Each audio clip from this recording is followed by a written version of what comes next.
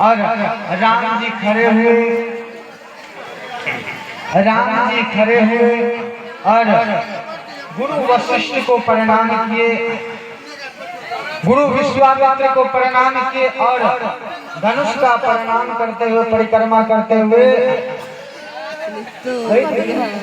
ये और राम जी धनुष को उठाए और धनुष को तोड़ दिए।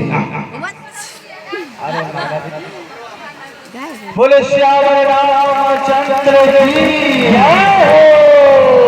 अब सिया को लाया, सीता जी खो गई है। सीता जी खो गए हैं। इधर आगे की कथा श्रवण करें। बिरगु इधर परशुराम भगवान आए आकाश मार्ग से और जब देखे ये छत्री सब कहां से आ गए, सब शांत हो जाए।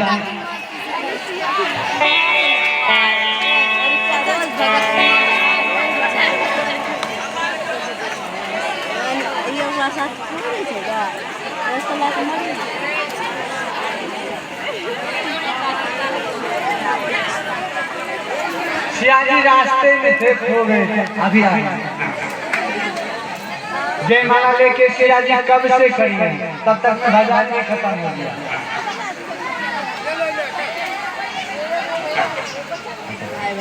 और क्या आप सब राम जी से विवाह करने आए?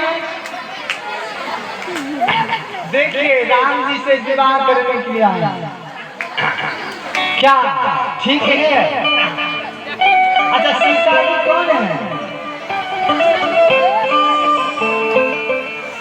अच्छा माला पहनाइए, माला पहनाइए।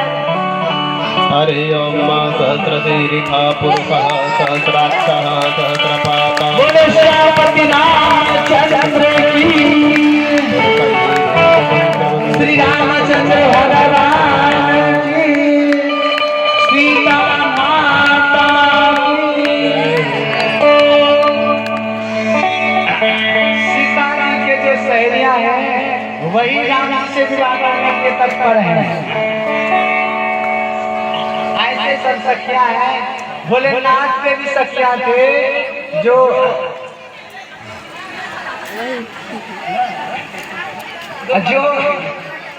भोलेनाथ से विवाह करना चाहती थी, तो सखियों की तरफ बच के रहना है।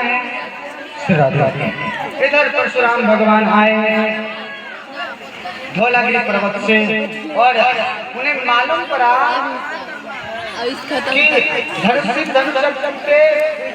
डंकार मात्र से सृष्टि थोड़ा हिल गए। उनमें परशुराम भगवान का तपस्या भंग हुआ। तो परशुराम भगवान जनक नगरी आए। शांत हो जाइए। जनक नगरी आए और जैसे ही जनक नगरी आए तो देखते हैं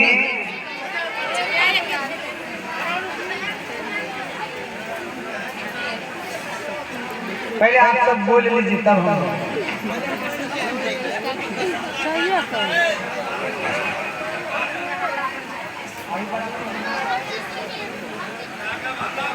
अच्छा राम जी के बाराती कौन कौन जाता? अरे देखने लागल काल काल और बाराती जे हाँ शांत होके बैठो। दिया गया है जब परशुराम भगवान बैठे और जब मालूम पड़ा धौलागिरी पर्वत से आए और देखते ही कि क्षत्रिय के सभी राजाएं समझ गए अच्छा हुआ मेरे हाथों धनुष नहीं टूटा, नहीं तो परशुराम के हाथों मेरा हुआ धनुष। सब राजाएं अपने अपने पिता का नाम बताते बताते बगल होते जा रहे हैं और बोल जनक महाराज जी ऐसा एक कारण बस गुरु विश्वामित्र जी एक ऐसा चाल निकले राम जी और सिया जी को लेकर परशुराम भगवान के चरणों में प्रणाम करवाए और सीता जी को तुरंत परशुराम भगवान कहते हैं सुहागवती भव। जैसे जैसे बोले ये जो भला है टल गया, जो समस्या आने वाला था वो टल गया, क्योंकि जो धनुष में दंड देता, अब ये सुहागवती हो गया तो राम पर तो कोई कुछ कर नहीं सकेंगे, क्योंकि उन्होंने सुहागवती कर दिया है आशीर्वाद, इसलिए बोले भला टल गया। उनके बाद बोला ये धनुष कौन तोड़ा? बोले राम जी कहते हैं आपके ही कोई दास तोड़े। राम जी कह रहे हैं आपके ही कोई दास तोड़े हुए, कह रहे हैं आपके ही कोई दास तोड़े हुए। तो बोले दास नहीं हो सकता, ये विद्रोह का कारण है, वो शत्रु है, ऐसी बात बोले। तो लक्ष्मण जी कहते हैं अरे ये धनुष क्या है? ये तो धनुष खोखला अंदर से पड़ा हुआ था, मेरे भैया ने उठाए और छुए में मात्र से यह धनुष छूट गया।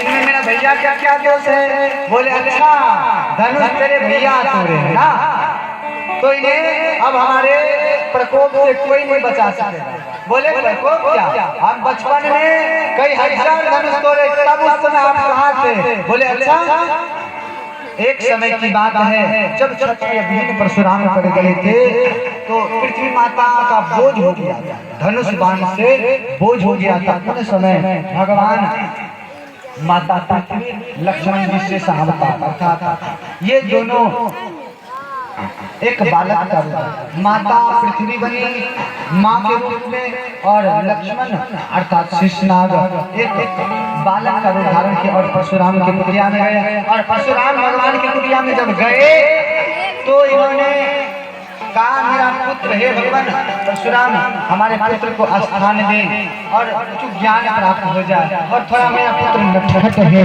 अगर थोड़ा गलतियां कर दे तो माफ कर देना। ये सब बात होता है। इधर परशुराम भगवान कहीं गए थे, इधर माता पृथ्वी और लक्ष्मण अर्थात शेषनाग सारे धनुष को तोड़ तोड़ कर जलाकर भस्म कर दिया। और इसी के नाते से सीता जी लक्ष्मण जी को बार बार भैया कहकर संबोधित करते हैं। क्या कहते हैं? लक्ष्मण भैया, क्योंकि माता पिता के लिए भी संतान था शेषनाग और माता सीता भी पृथ्वी का पुत्री हुई, इसलिए एक नाते से सीता जी और लक्ष्मण जी भाई बहन हुए, और इसी कारण से भैया लक्ष्मण बार बार माता सीता का बोले उस समय कहा था तो बहुत इन दोनों में बात होने लगा। बोले एक भाई है जो शांत प्रवृत्ति का, एक भाई है आग बबूला हो रहा है। इन दोनों में लगता है कि एक है युद्ध करने वाला और एक मनाने वाला।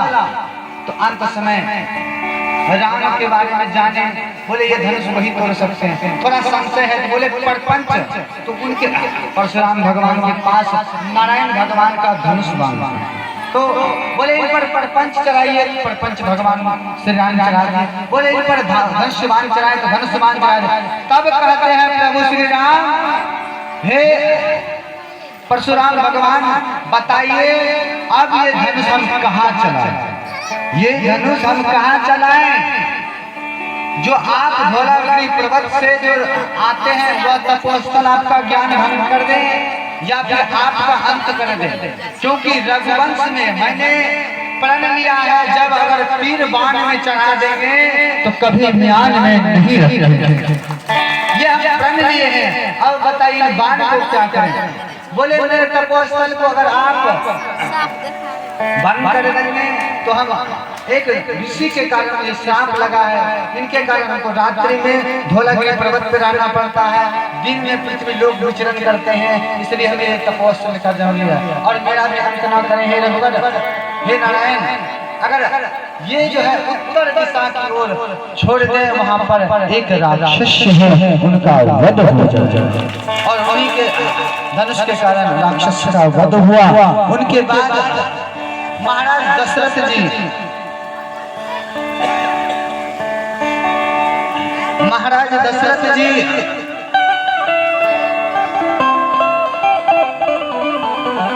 इधर महाराज दशरथ जी क्या कर रहे हैं? महाराज दशरथ जी के पास निमंत्रण पत्र भेजा गया कि राम जी का विवाह करने का प्रस्ताव भेजा गया।